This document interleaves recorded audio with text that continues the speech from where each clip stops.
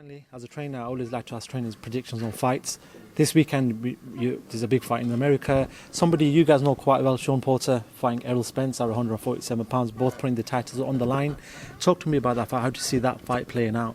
I think Spence beats Porter, southpaw, tall, awkward, keep him on the end of the jab. You know, Porter likes to come inside, but Errol Spence can throw very good body shots inside.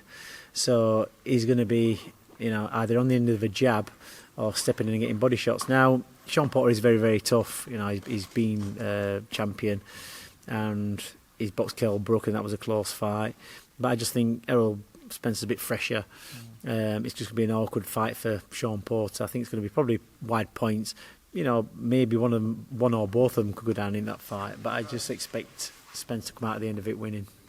Another fight is one of our own, a Brit, Anthony Joshua, looking to gain his titles back from Andy Ruiz in Saudi Arabia in December. Talk to me about that fight. Somebody who's coming off such a loss.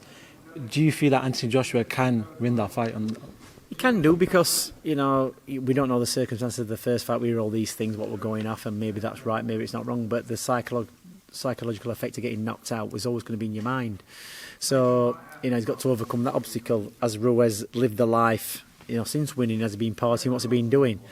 So maybe that was his biggest win. And that's what he's happy with. Maybe Joshua can't live with that, and he's pulled himself out and pulled out all the stops. You don't really know. If Ruiz does everything he can possibly do to his best of his ability, and Anthony Joshua does everything he can do to his best of his ability, then Anthony Joshua should win the fight.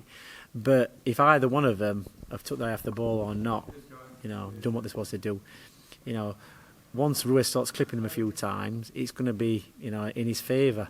And, Joshua's going to have to exercise those ghosts, and it's an hard place to be doing that in the middle of a ring. You've already been knocked out by somebody. There's very few fighters who turn it around and go the other way.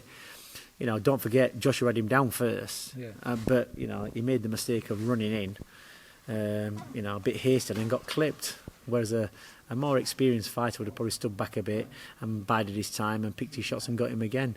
And maybe that's where it was. Maybe just the fact of him getting a bit carried away. Maybe because he had these problems before the fight. He thought, I've got to finish this kid quick. People do it.